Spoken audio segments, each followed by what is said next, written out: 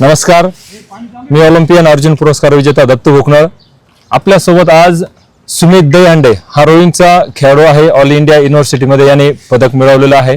तर आज आपण त्याच्यासोबत चर्चा करणार आहोत आणि त्यांनी या खेळाला कसं सामोरं गेला आणि कसं या खेळामधून तो आज मेडलिस्ट झाला, तर त्याबद्दल आपण त्याचं मनोगत जाणून घेणार आहोत. तर सुमित, नमस्कार. नमस्कार. पहिलं तर आपलं नाव आपण सांगा आणि आपण कोणत्या जिल्ह्यातून आलात आणि आपण किती वर्ष रोईंग केली हेही थोडंसं प्रेक्षकांना कळूया. माझं नाव सुमित दहीहंडे आणि मी धुळे जिल्ह्यामध्ये राहतो आणि मला नाही का ऑल इंडिया युनिव्हर्सिटीमध्ये सिल्वर मेडल आहे क्वार्टरपूलमध्ये आणि स्टेट चॅम्पियनशिपमध्ये पण मला मेडल आहे डबल स्कलमध्ये. सुमित, आता आपली कसली तयारी चाललेली आहे? मी आता MPSC करतो आहे PSIसाठी. बाकी ओके. सुमित, आपलं वय काय आहे? माझं वय 22 आहे. ओके. आपण ज्यावेळेस रोईंग खेळ चालू केला तर आपल्याला या रोईंग खेळाची आवड कशी तयार झाली पहिल्यांदा?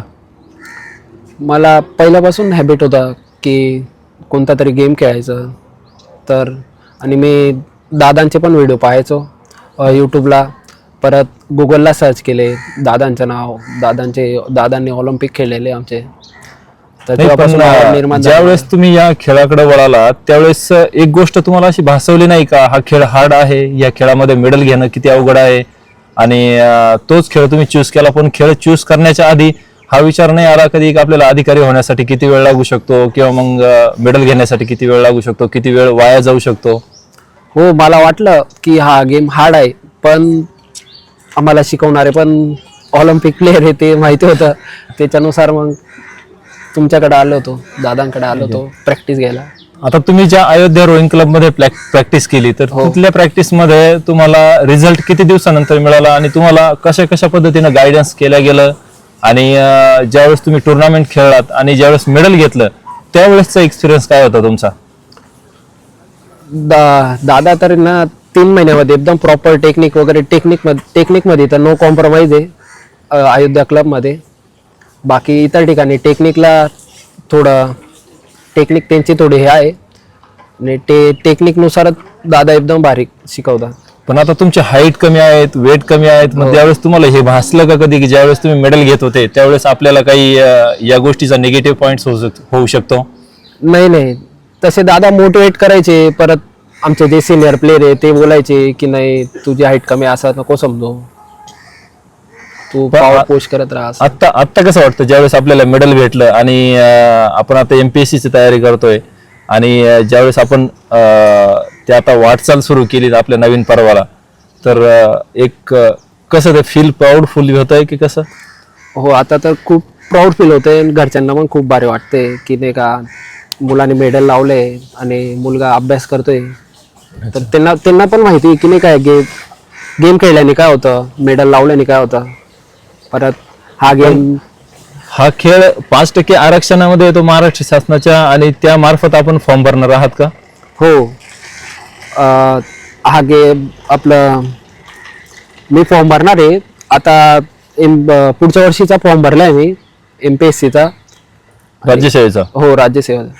कंबाईनची तयारी करतात आपण? हो, कंबाईनची तयारी करतो. पण नवीन जी यंग जनरेशन आहे ज्यांचं एज कमी आहे आणि अशा लोकांना जर रोईंग करायची असेल आणि त्यांना जर ऑफिसर व्हायचं असेल तर त्यांच्यासाठी आपण काय सांगू शकता? दादांकडं प्रशिक्षण घेणं खूप भारी. दादा की नाही का इथे आले तर नाही का असं खाली जाऊ शकणार नाही. इथे ज्यांनी प्रॅक्टिस केली प्रत्येकाला मेडल आहे आतापर्यंत, असा रिझल्ट आहे आपल्या क्लबचा. आणि हॅबिटसाठी पण चांगलं आहे.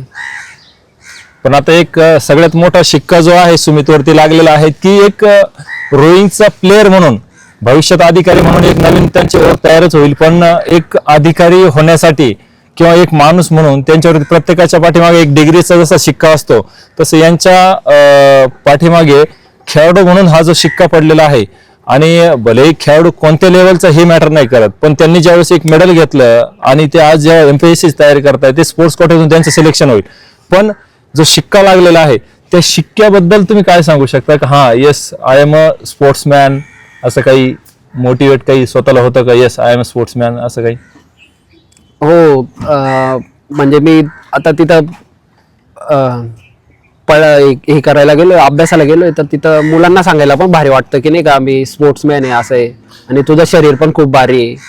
तर पण आता तुम्ही ज्यावेळेस नाशिकला पहिल्यांदा रोईंगसाठी अयोध्या क्लब मध्ये आले, तर अयोध्या क्लब बद्दल तुम्हाला ही माहिती किंवा इथं ज्यावेळेस तुम्हाला ट्रेनिंग दिलं जायचं, त्या ट्रेनिंग मध्ये फरक आणि खास करून अयोध्या रोईंग क्लबच का बाबा असं ट्रेनिंगच्या साठी? तर तसं तर मी दादांचे व्हिडिओज वगैरे पाहिले होते की दादांना इंटरनॅशनल मेडल, परत ऑलिम्पिकला क्वालिफाय केले, आणि एशियामध्ये रँक फर्स्ट आहे, आणि ऑलिम्पिकमध्ये 13वी रँक आहे. तर ते पाहिलं होतं मग. पण अयोध्या रोईंग क्लबच का, याच्या आधी पण तुम्ही दुसऱ्या क्लबला प्रॅक्टिस केली होती, आणि तिथला रिझल्ट आणि तिथं तुम्हाला कसं ट्रीट केलं जायचं, आणि आपल्याकडे काय ट्रीट, म्हणजे जसं अयोध्या रोईंग क्लब मध्ये काय ट्रीट केलं जायचं, याबद्दल तुम्ही काय सांगू शकता? असं नाही की तिथं पण प्रॅक्टिस चांगली असायची, पण दादांकडे एक टेक्निक परत पॉवर वगैरे, दादाने का बरोबर पॉवर वगैरे वाढवायसाठी खूप खूप भारी की दादा. तसे आमचे जे सिनियर होते ना, त्यांना पण मेडल लागलं, ते पण बोलले होते की नाही का दादा भारी शिकवता, त्यांच्याकडे या तुम्ही असं. आणि ज्यावेळेस तुम्हाला इथं आल्यानंतर एक साधारणतः किती दिवसात तुम्हाला मेडल लागलं, आणि त्यानंतर तुम्ही आता तयारी करताय? मला 2 वर्षामध्ये मेडल लागलं होतं. पहिल्या वर्षामध्ये तर आम्ही सेमीफायनल पर्यंत गेलो होतो. मग दुसऱ्या वर्षाला मेडल लागला मला. मी आणि माझा एक भाऊ आहे दिगंबर गवळी, आम्ही दोघं सोबत आलो होतो, आणि आम्ही दोघांना मेडल लागल्या. पण म्हणजे असं म्हणायचं की रोईंग जर करायचं असेल प्रत्येक एखाद्या खेळाडूला, समजा एखाद्या नवीन मुलाला, तर तो रोईंग जॉईन होण्यासाठी तो ज्यावेळेस अयोध्या रोईंग क्लब मध्ये येतो, तर तुमच्या बाबतीत जर तुम्हाला त्याची विचारणा झाली, तर तुम्ही त्याला काय मार्गदर्शन सांगू शकता की रोईंग केली पाहिजे की नाही केली पाहिजे?